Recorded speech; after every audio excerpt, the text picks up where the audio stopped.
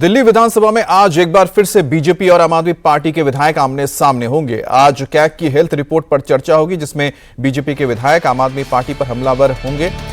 तो 3 दिनों के निलंबन के बाद सदन में वापसी कर रहे आप विधायक सदन की कार्यवाही से निलंबन को लेकर जमकर हंगामा कर सकते हैं। आज 10 बजे स्पीकर विजेंद्र गुप्ता दिल्ली के एलजी से मिलकर उनके सदन में हुए भाषण पर चर्चा की जानकारी देंगे। तो विधानसभा सत्र की शुरुआत से पहले दिल्ली की सीएम रेखा गुप्ता अपने मंत्रियों के साथ सरकार के 100 दिन का रोड मैप जनता के सामने रखेंगी।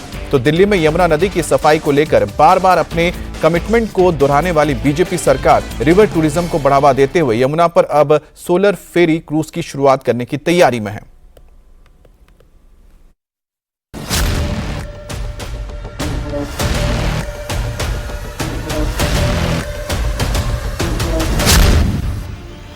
दिल्ली की सियासत में सीएजी रिपोर्ट्स की गूंज और दिल्ली विधानसभा से आप विधायकों के निलंबन के बाद आज फिर से दिल्ली विधानसभा में बीजेपी और आप के विधायक आमने सामने होंगे। जहां आज दिल्ली विधानसभा में स्वास्थ्य विभाग की कैग रिपोर्ट पर चर्चा होगी। खास बात यह है कि 3 दिन का निलंबन खत्म होने के बाद सदन में लौट रहे आप विधायकों के निलंबन पर आज एक बार फिर हंगामा हो सकता है। तो वही दिल्ली की बीजेपी सरकार की मुखिया रेखा गुप्ता आज दिल्ली सरकार के 100 दिन का रोड मैप सामने रखेंगे। इधर आम आदमी पार्टी के विधायकों के निलंबन को लेकर स्पीकर विजेंद्र गुप्ता ने साफ कर दिया है कि सदन में सभी को चर्चा के लिए मौका दिया गया। अगर कोई दल चर्चा से भाग रहा है तो मुझे उस पर तकलीफ है, क्योंकि ये मंच चर्चा का है, हल्ले गुल्ले का नहीं है। जो बात चर्चा से निकल सकती है वो शोरगुल से संभव नहीं है। तो डिस्टरबेंस जो है वो मेन मोटिव नहीं होना चाहिए, मेन टूल नहीं होना चाहिए। हम आमंत्रित करते हैं सबको चर्चा में भाग लेने की। आज दिल्ली विधानसभा में सीएजी की हेल्थ रिपोर्ट पर चर्चा होगी। रिपोर्ट में दिल्ली में सरकारी अस्पतालों की स्थिति चिंताजनक बताई गई है और विभागीय वित्तीय अनियमितताओं के बारे में भी रिपोर्ट में सवाल उठाए गए हैं। जाहिर है बीजेपी इसको लेकर आम आदमी पार्टी पर हमलावर है और सदन में वार पलटवार के आसार हैं। और 2 सीएजी रिपोर्ट अब तक विधानसभा पटल पर आ चुकी हैं। एक एक्साइज पॉलिसी को लेकर है और दूसरी हेल्थ को लेकर है। लगता है कि अब खुद स्पीकर साहब ने भी पीएससी में वो रिपोर्ट भेजी है। निसंदेह इस पे और आगे तेजी से कार्रवाई होगी, जांच होगी।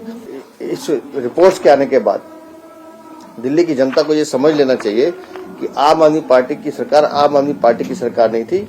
ये लुटेरे थे, हत्यारे थे, जिन्होंने दिल्ली की जनता को बर्बाद करने की कोशिश की है। और मुझे यकीन है कि भारतीय जनता पार्टी की सरकार माननीय मुख्यमंत्री रेखा गुप्ता के नेतृत्व में निसंदेह अंजाम तक जाएगी। इन सब की जांच होगी और जितने दोषी हैं उनके खिलाफ कार्रवाई होगी। और साथ साथ जितने भी प्रोजेक्ट्स हेल्थ से जुड़े हुए हैं, जहां डेवलपमेंट के काम होने हैं, जहां स्वास्थ्य सेवाओं को बढ़ावा देने का काम होना है, और अभीम योजना जो केंद्र सरकार की बड़ी महत्वाकांक्षी योजना जिसमें 2400 करोड़ रुपए दिल्ली के लिए हैं, इसी पूरे ढांचे को दुरुस्त करने के लिए, उस योजना को भी लागू करके हम दिल्ली वालों को बेहतर स्वास्थ्य सेवा दें, इस लक्ष्य के तहत हम लोग काम करेंगे। भारतीय जनता पार्टी की सरकार के दबाव में चर्चा कराई है और पूरे विपक्ष को सदन से बाहर किया। न सिर्फ सदन से बाहर किया, पहले 1 दिन के लिए किया, फिर 3 दिन के लिए किया, फिर विधानसभा परिसर से बाहर कर दिया। इस बात से साफ संकेत दिख रहा है कि सदन के अंदर निष्पक्ष चर्चा नहीं चाहती भाजपा सरकार, केवल गाली गलौज करना चाहती है। जिस तरह से पानी पी पी करके आम आदमी पार्टी की सरकार को गालियां दी गई हैं, वो इस बात को साफ दर्शा रहा है कि भारतीय जनता पार्टी की मंशा जिस तरह से सरकार में आने से पहले थी गाली गलौज करना, वही सरकार में बैठने के बाद है। लोगों ने काम करने के लिए उनको चुना है। काम कब शुरू होगा भारतीय जनता पार्टी का, ना तो कोई नेता बताने को तैयार है, न तो सदन के अंदर सरकार ने अपना कोई पक्ष रखा है।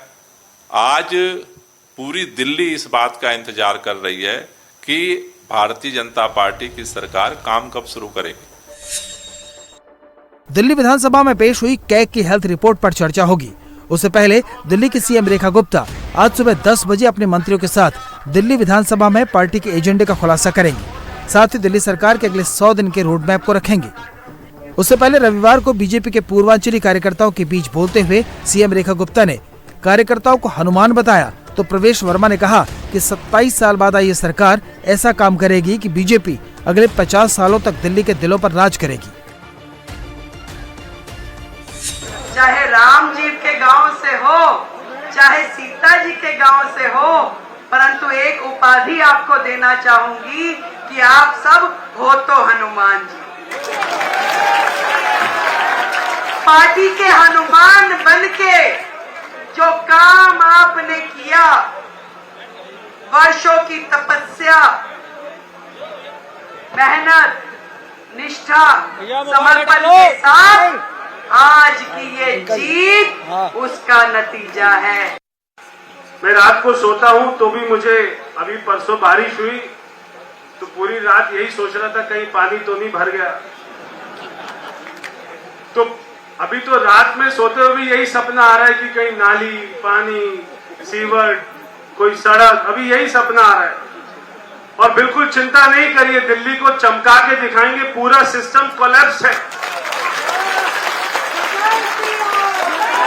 भ्रष्टाचार की सारी सीमाएं पार हो चुकी थी, भ्रष्टाचार की सारी सीमाएं पार हो चुकी थी। अधिकारियों ने काम करना बंद कर दिया था। प्रोजेक्ट कोई 100 करोड़ का होता था तो 300 करोड़ की पेमेंट हो जाती थी।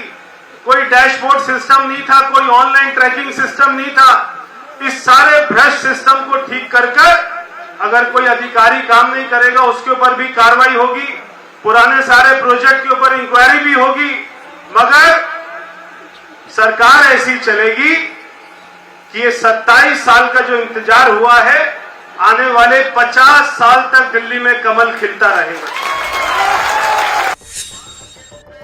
नई सरकार के शपथ ग्रहण से पहले ही दिल्ली की यमुना नदी की सफाई की शुरुआत हो चुकी है और शपथ के बाद यमुना आरती कर नदी को साफ बनाने का संकल्प लेने वाली सीएम रेखा गुप्ता की सरकार अब राजधानी दिल्ली में टूरिज्म को बढ़ावा देने के लिए यमुना पर सोलर फेरी क्रूज की शुरुआत करने वाली है। ये क्रूज सर्विस वजीराबाद बैराज के सोनिया विहार और जगतपुर शनि मंदिर के बीच चलेगी। मानसून के महीनों को छोड़कर इसे साल में 270 दिनों तक चलाने की योजना है। इसके लिए दिल्ली जल बोर्ड और सिंचाई एवं बाढ़ विभाग ने एनओसी दे दी है। 20 से 30 यात्रियों की क्षमता वाली क्रूज सर्विस 7 से 8 किलोमीटर के बीच चलेगी। Delhi tourism and transport development corporation 2 solar या बैटरी पावर्ड क्रूज चलाने के लिए टेंडर निकाल चुका है। शुरुआत में पायलट प्रोजेक्ट के तौर पर यमुना में 2 क्रूज उतारे जाएंगे। मैं तो कहती हूँ जो यमुना मैया के पापी हैं, जिन्होंने माँ को कष्ट दिया, उनको कभी सुकून मिल ही नहीं सकता था।